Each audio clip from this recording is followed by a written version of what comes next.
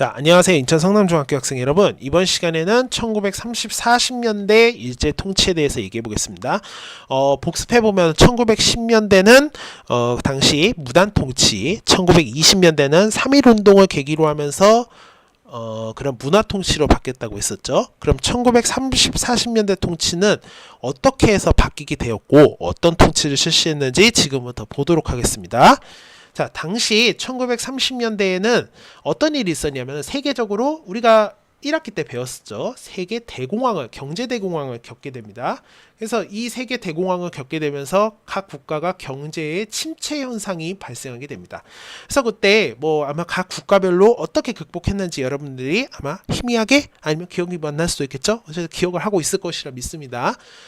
그런 이제 여러 가지 극복을 하게 되는데 문제는 전에 배웠듯이 일본 역시도 세계 대공황으로 경제 혼란을 겪게 되지만은 당시 그런 국내 경제 기반이 매우 약했기 때문에 이것을 제대로 극복하기가 어려웠단 말이에요. 그래서 그 당시 독일이나 이탈리아도 똑같았다 그랬죠. 그래서 그러한 국가들이 어떻게 했다고 했습니까? 결국 대외 침략을 통해서 그런 경제 혼란을 극복하려고 노력을 했다고 했죠. 일본도 역시 만주 지역을 침략하거나 중일 전쟁을 일으켜서 이러한 경제 문제를 극복하려고 했던 겁니다. 즉, 일본은 경제 혼란으로 인한 어려움을 무엇으로 극복하려고 했다? 침략과 전쟁으로 극복하려고 했던 겁니다. 그러한 가운데서 이제 조선인들을 통치하는 방식도 바뀌게 돼요. 이제 어떻게 바뀌게 되냐? 점차적으로 일본이 그런 경제 발전이라던가 대외 침략을 위해서는 조선인들을 동원하는 게 필요했던 겁니다. 조선인의 동원이 필요했던 거예요. 그래서 이런 조선인을 효율적으로 동원하기 위해서 어떻게 해야 되냐? 그 사람들에게도 조선인들에게도 똑같이 조선인들의 민족의식을 없애버리고 이 사람들도 스스로 자신을 일본인으로 여기게끔 하는 그런 방법을 사용하게 된 겁니다. 그래서 이러한 민족의식 말살을 목표로 해서 여러 방법을 사용하게 되는데요. 대표적으로 이러한 방법들이 있습니다. 자, 첫 번째는 황국신민화 정책인데요. 자, 황국신민의 서사를 사람들에게 계속해서 암송하게끔 하는 겁니다. 그 내용이 이겁니다. 자, 보면은 우리는 대일본 제국의 신민입니다. 신민이라는 것은 그 당시 일본의 최고 통치가 천황이죠. 천황의 신하이자 백성이다라는 것입니다. 두 번째는 우리는 마음을 아파요 천황폐하에게 충의를 다합니다. 충의라는 것은 충성을 다한다는 의미입니다. 자, 그리고 이거는 학생들에게 계속 남송하게 했던 건데요.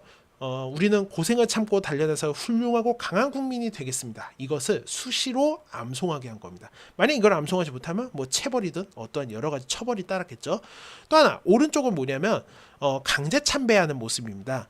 이것을 어떻게 하냐? 신사라는 것을 건설하는데요. 여기에는 이제 그 천황과 천황의 자손 천황의 그런 그 선조를 모시는 이제 그런 곳이었는데요. 그런 곳을 건설해서 일본인들의 조상에 대해서 강제 참배하도록 하게 한 겁니다. 그리고 민족의식 말살을 목표로 하기 위해서는 조선인들의 언어나 그런 민족의 행사라던가 여러 습관들을 모두 없애버린 거죠. 대표적으로 했던 게 조선어를 학교 수업에서 폐지해버리고 조선어 사용을 완전 금지해버린 겁니다. 또한 아예 이제 조선식 이름을 쓰지 못하게 하고 일본식 이름으로 바꾸게 한 겁니다. 그것을 우리는 창씨 개명이라고 합니다. 그래서 이름을 이제 일본식 이름으로 바꾸게 된 거죠. 여러분들 저번에 한번 눈길 봤었죠. 눈길에서도 보면은 한 명 주인공 여자가 자신의 아버지 이름을 막 일본식으로 했다 그러죠. 근데 일본인 선생은 그런 것을 이제 창씨 개명하지 않았다는 이유로 그 여자애를 패는 장면이 나옵니다. 그런 게 있었던 거죠. 자, 그리고 그 외에도 이제 언론, 출판, 집회, 결사의 자유를 억압하고 사상 통제를 강화하는 방식으로 이런 민족의식을 말살하려고 했던 겁니다. 자, 다음으로는 아까도 얘기했듯이 이 통치의 목적은 조선인들을 효율적으로 동원하기 위한 겁니다. 또한 또 한편으로는 그런 전쟁에 필요한 물건을 생산하고 그것을 이제 효율적으로 동원하기 위한 체제를 갖추려고 했던 건데 그 과정에서 나타났던 게 식민지 공업화입니다. 이건 뭐냐면 한국을 공업화하는 거예요. 그래서 한국의 값싼 자원과 노동력을 이용하는 겁니다. 그래서 일본 자본과 경제를 발전시키려고 했던 겁니다. 그래서 이건 되게 자원이 많았던 북쪽 지역에 공업화를 집중하게 되는 그런 결과를 맞이하게 되는데, 이를 통해서 이제 군수 물자를 공급하게 되는 결과를 맞이하게 됩니다. 그리고 1937년에 이제 일본이 전면적으로 중국과 전쟁을 일으키게 됩니다. 그 이후에 보다 효과적으로 조선인들을 동원하고 조선인의 물자를 동원하는 것이 필요했는데요. 그러한 것을 위해서 어떻게 했냐? 국가 총동원법이라는 것을 실시하게 됩니다. 그래서 이제 전시 중에 모든 것을 동원하는 체제로 전환을 하게 돼요. 그래서 그 우리 조선인들을 계속해서 군대로 끌어들이기 위한 여러 가지 제도를 실시하게 됩니다. 첫 번째는 원하는 사람들은 입대를 하게끔 하면 지원병제를 실시하게 되는데, 아마 뭐 많지 않았겠죠. 그래서 이제 점점 더 학생들을 대상으로도 지원병을 받아들이기도 했고, 이제는 더 전세가 점점 더 일본 쪽으로 안 좋게 기울여지게 될 때쯤에는 이제 마구잡이로 그냥 무조건 끌고 가는 진병제 등을 실시했다고 해요.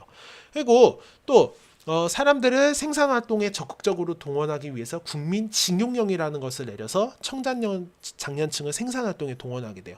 그래서 여기 보면은 강제징용돼서 이런 탄광이라던가 뭐 여러 공장에서 아주 동원되면서 가혹한 환경 속에서 안 좋은 생활을 하게 됩니다. 그것은 우리가 수업 중에 조금 더 자세하게 다뤄볼게요.